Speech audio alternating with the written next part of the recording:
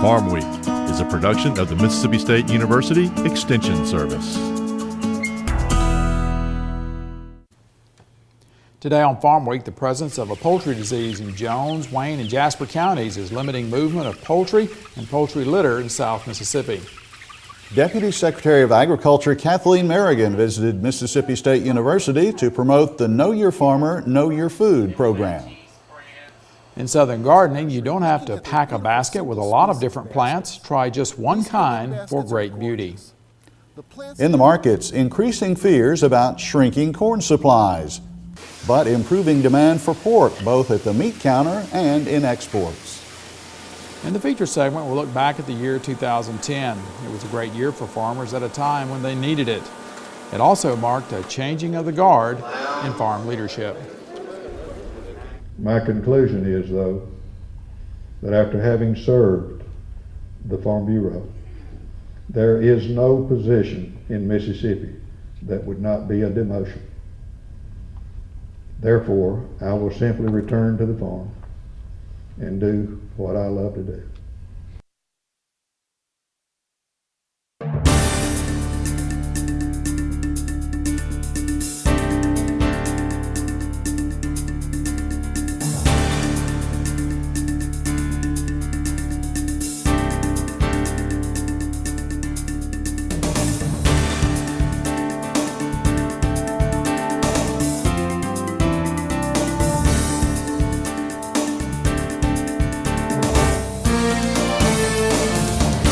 Good day, everyone. I'm Leighton Spann. And I'm Artis Ford. Welcome to Farm Week. A poultry disease detected in February continues to restrict the movement of poultry and poultry litter in Mississippi. Leighton, the disease is called infectious laryngeotracheitis, or ILT. It does not affect humans, but it can cause death in poultry. Once again, humans are not affected by ILT. Unfortunately, poultry farmers are. State veterinarian James Watson says those seeking to buy or sell chicken litter must abide by Mississippi Board of Animal Health regulations. Chicken litter from Jasper, Jones, and Wayne counties cannot be moved inside or outside of those counties. Chicken litter also must not be moved between Alabama and Mississippi. Chicken litter may be moved between other counties, but it does require a permit from the Board of Animal Health. Watson says the same strain of this bacterial disease was found late last year in North Alabama, and this may have been the origin of the Mississippi outbreak. Watson cautions those in the poultry industry to be aware of three things. First, IFT can be spread by litter, so don't move it off your property if you're in the quarantine counties. Second, biosecurity. Company representatives should be careful and obey all biosecurity guidelines. Third, farmers must do the same and require their workers to practice strict biosecurity.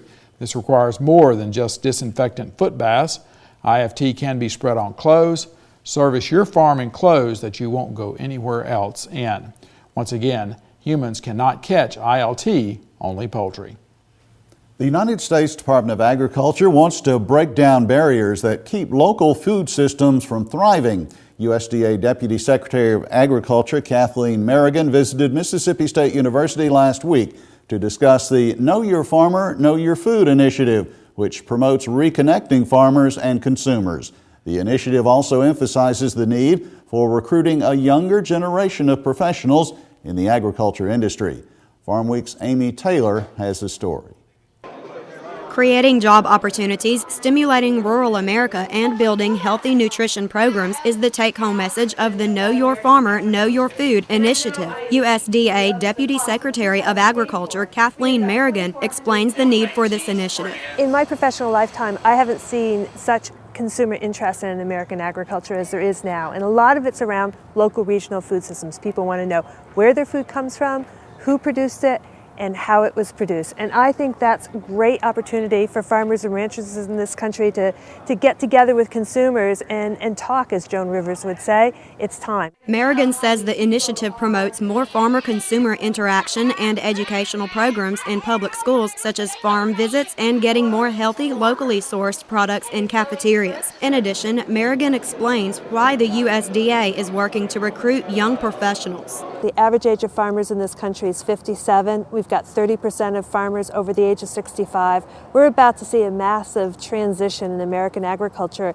and I'm here at at Mississippi State to talk about opportunities, why people should care, and why they should engage. To create awareness of career opportunities with USDA, Acting Undersecretary for Farm and Foreign Agricultural Services Karis Gutter says the hiring and application processes are now streamlined and simplified. We know clearly that there's a need for jobs out there, and we've got them. What we want to do, though, is match solid talent with solid opportunities. And we think that by tapping the ag programs at some of our land-grant colleges, we can definitely fill that unique need with the unique talent that's out there. We struggle mightily to get good young people who have ag backgrounds, who have rural experiences, and want to come to Washington or work elsewhere throughout the country at USDA. USDA personnel say putting the Know Your Farmer, Know Your Food initiative to action will not only benefit farmers, but also businesses associated with rural communities. From Mississippi State University, I'm Amy Taylor reporting. If you're interested in the Know Your Farmer, Know Your Food program, go to farmweek.msucares.com. Look for links seen on Farm Week, and we'll have a link to the U.S. Department of Agriculture website. Do you always focus on plant combinations in your hanging baskets? In this week's Southern Gardening segment, Extension Horticulturist Dr. Gary Bachman shows us how your baskets can be simple and beautiful with only one species of plant.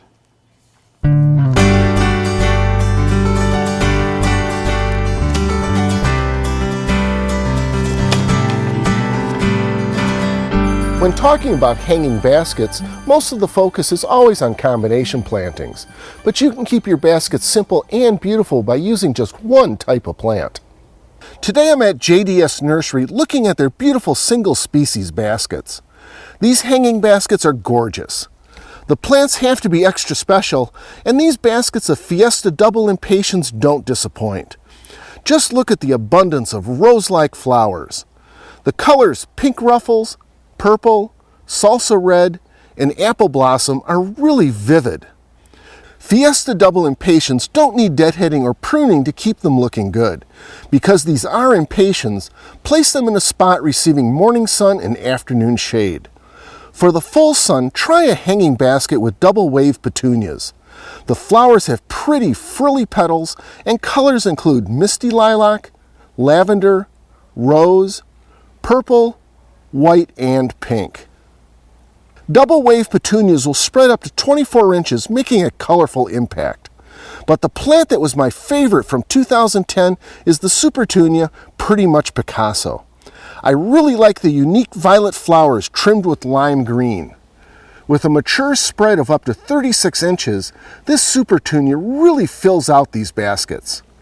To keep the flower production of all these hanging baskets at their peak, add a couple of tablespoons of slow-release fertilizer at the beginning of the season and apply water-soluble fertilizer in the normal watering every 2 weeks. These hanging baskets prove that keeping it simple is an easy way to add color to any garden and landscape. I'm Gary Bachman for Southern Gardening. Gary says keeping baskets simple can be a time saver without sacrificing beauty. Later in our feature segment today, we'll look back at the year 2010 in agriculture. Several next-generation biofuel plants are scheduled to be built in Mississippi. Time now for the markets with Leighton Spann. And you say that all signs seem to point towards a tighter grain supply. That's right, Artis, and we'll talk about the new monthly projections in a moment. Fears about shrinking supplies did help corn prices to set an all-time high early in the week. Meanwhile, one new report shows that ethanol demand slips at least 1 month as hogs try to keep up with cattle in terms of prices. Tighter supplies were the theme of private estimates out ahead of the Friday, April 8th supply and demand update from District of Columbia. For example, Allendale analysts pegged corn at 602 million bushels, down from 675 million in March. Their basis was strong feed and ethanol use. Soybeans, meanwhile, were estimated ahead of the report at 125 million bushels compared to 140 million a month ago. Analysts pointed to good exports as well as good feed and residual use that offset a slowdown in domestic bean crush. And wheat ending stocks were seen at 839 million bushels, down modestly from the March 845 million figure due to a slight uptick in export sales. Well, monitoring the all-time high corn futures early in the week has been extension economist John Michael Riley. He provided some analysis at midday on Thursday, April 7th. John Michael, you say the real eye-opener for you on March 31st was the grain stocks report, especially relative to corn. What did that number say? It said there's a lot less corn in storage, both on and off farms, than what the market expected and where we were at this time last year. Corn stocks at 6.5 billion bushels, down from about 6.9 expected from the market, and then we're just over 7 billion this time last year. So a lot less corn out there available than what we expected, which is pretty much the trend that we've seen going for the past couple of months. Corn has just really been flying off the shelf, to use that term. There's been a lot of incentive from an export standpoint, and domestically, just the use of corn has really been strong. As far as planting intentions in corn, pretty much expected there what the report had to say. That's correct. 92.2 million acres are expected to be planted to corn this year, up from 88 last year. So an increase in the number of corn acres. Soybean acres slightly lower than what the market expected, and just marginally lower than what we were at last year. So pretty much a steady number for soybean acres. All right, now as far as what's coming up tomorrow, April 8th, as we tape this on Thursday, you're pretty much expecting that to confirm what we've heard already as far as the crops. That's correct. The World Ag Supply and Demand estimate's coming out tomorrow. The expectation there is that probably a slight hit in corn carryover, but for the most part we've been seeing, they've been kind of bracing for this use of corn number, and we're probably, at this time of the year, we really have a good hold of what 2010 crop holds in store.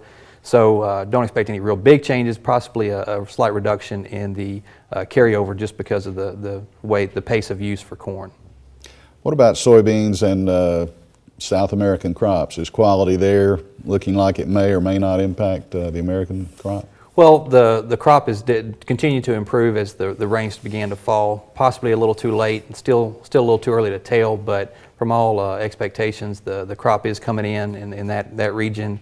And here in the States, again, a lot of the same rings true for soybeans as well. There's the pace of exports has been relatively strong, so a lot of use of soybeans, a lot heavier use than what we're expecting, right before the 2010 harvest.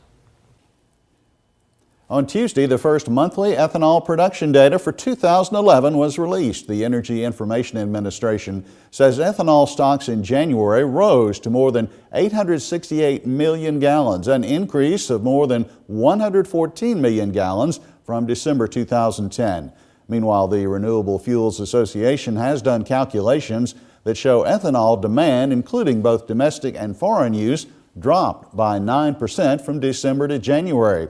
Again, these figures are the latest publicly available numbers on ethanol supply and demand.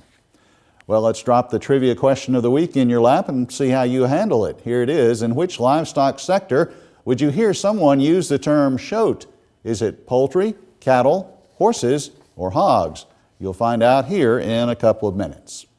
We're going to pause now for a short break on Farm Week. Coming up, we'll look at the calendar and the second half of the markets.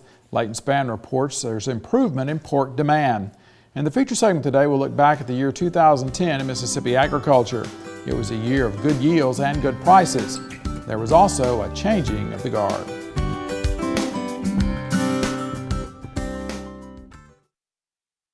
Committed? I'm relentless. It's not always easy. There are bad days, but you don't give up. You keep going and work through it. And once you do, you realize that it's your commitment that helped you make it this far. So, yes, I'm absolutely committed to my marriage. Until death do us part.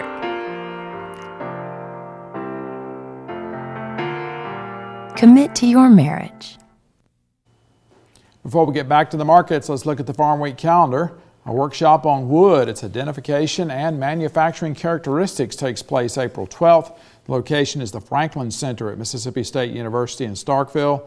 Runs from 8 a.m. to noon. There's no registration fee. The last Beef Cattle Boot Camp takes place Friday, April 15th. The location is the White Sands Unit of the Mississippi Agriculture and Forestry Experiment Station. That's Highway 26, about 10 miles west of Poplarville. The hours are 9 a.m. to 3:30 p.m. Registration fee is $35. You'll learn about weed control in pastures, poisonous plant identification, how to help a cow give birth. There's even fence building. A workshop on small-scale poultry production will be Monday evening, April 18th in New Albany. The location is the Ladies Building at the Union County Fairgrounds. Hours are 6 to 8 p.m. There's a $5 registration fee. Go to our Farm Week website at farmweek.msucares.com for information on these and other events. Now check out this Farm Week snapshot.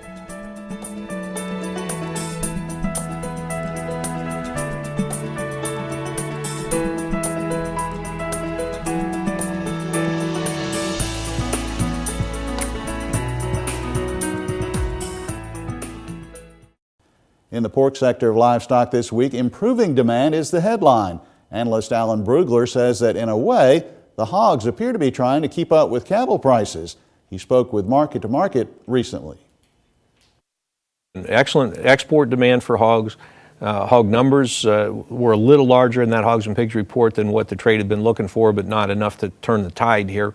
Again, you've got improving demand at the meat counter and in the export sector particularly. That's supporting the hogs. I'm concerned that the summer contracts, well over $100, are showing a really big increase in cash prices to get to where those futures are. I don't think we can do that, so I'm looking for a place to hedge the summer hogs. We're looking at the end of the market segment here, so it's time for the trivia answer before our new feature story. You would hear the term shoat used in the hog sector of livestock. D is correct. A shoat is a young pig that has been weaned. Farmers usually consider themselves to be unlucky when it comes to economic trends. In 2010, however, the Mississippi agricultural economy bounced back in a year where the odds were against it. It was needed, however, considering how poorly Mississippi farmers fared in 2009. The contrast between 2009 and 2010 in Mississippi agriculture could not have been more stark unless you had planned it. In 2010, the Mississippi State University Extension Service estimates Mississippi's farm production value hit a record $6.9 billion, almost $1.1 billion more than the rain-ravaged harvest of 2009.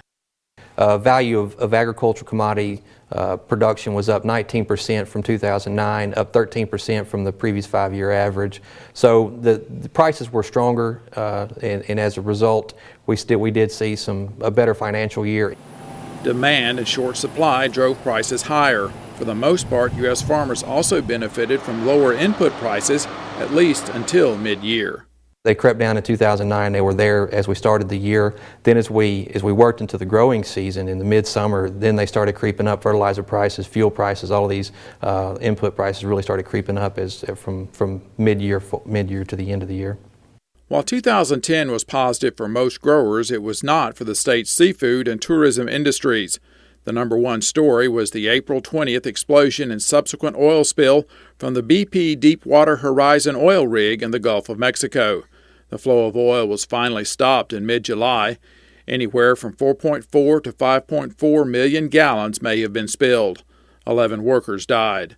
While currents and weather kept the oil away for the most part from Mississippi, the Gulf seafood industry saw many areas closed to commercial fishing.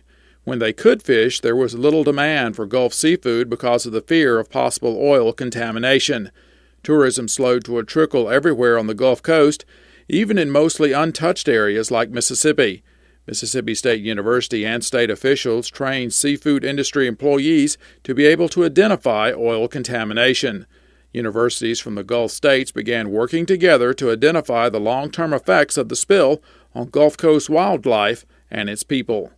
What we're particularly interested in, and one of the things that's important in this oil spill, is that a lot of these oils that get into the marshes, it may not be real obvious amounts of oil, but when the oil breaks down, it can get into the environment. It can be around in the environment for quite a long time. So we're really interested in trying to look at more long-term. So 5-10 years from now, are we still seeing any impacts, or are there even any impacts? 2010 saw changes in leadership in Mississippi. Commissioner of Agriculture and Commerce Lester Spell announced he would not seek a fifth term. Spell took office in 1996 after the retirement of Commissioner Jim Buck Ross. Spell is credited with modernizing the Mississippi Department of Agriculture while trimming its staff by a third. Spell received criticism for his role in the failed beef processing plant built in Oakland. Spell was co-chair of the Land, Water, and Timber Resource Board, which was heavily involved in the project. Spell's retirement prompted a lot of speculation on who would run to replace him. For most of 2010, it centered on outgoing Mississippi Farm Bureau President David Wade. After 14 years, MFBF President Wade announced he would not seek another term. At the MFBF annual meeting in December, Wade said he would not run for Agriculture Commissioner, leaving the race wide open for an eventual field of 5 candidates. My conclusion is, though, that after having served the Farm Bureau, there is no position in Mississippi that would not be a demotion. Therefore, I will simply return to the farm and do what I love to do. One of Wade's last accomplishments was to lead the MFBF in gathering enough signatures to place an eminent domain initiative on Mississippi's November ballot in 2011. Wade was succeeded by Dairyman Randy Knight of Pelahatchie. In congressional politics in 2010, Mississippi's only member of the U.S. House of Representatives Agriculture Committee was defeated. District 1 incumbent Democrat Travis Childers of Boonville was defeated by Republican Alan Nunnally of Tupelo. Despite a year that was drier than average, Mississippi growers harvested good yields. Temperatures were higher than average in the spring and summer. Most growers were particularly worried come September. 2009 saw the rainiest harvest season on record, dramatically lowering yields and crop quality. 2010, however, saw one of the driest falls in memory. It allowed farmers to harvest almost without interruption. The dry fall also allowed many farmers to get their fields ready for an early start in 2011. For the first time since 1995, December cotton went over the $1 per pound benchmark. December cotton futures put in an all-time high of $151 per pound November 9th. Market watchers predict worldwide demand and low stocks promise to push prices even higher in 2011. Mississippi cotton farmers increased their cotton acreage to 420,000 acres, bouncing back from 2009's all-time low of 305,000. The weather-stressed crop still averaged 983 pounds per acre, or just over 2 bales. Mississippi soybean farmers harvested a statewide record of 38.5 bushels per acre, only 1.5 bushels below the record. November soybean futures peaked November 11th at $13.30 a bushel. December corn futures put in a high of $5.90 per bushel June 2nd. The state average yield was 136 bushels per acre, third highest on record, off 12 from 2008's overall record.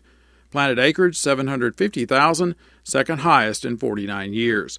September rice peaked early at a respectable 14.12 a hundredweight on January 4th. 305,000 acres of rice were planted in Mississippi in 2010, the third largest crop on record, the biggest in 11 years. State average yield 6,850 pounds per acre, that tied the record for the fourth highest.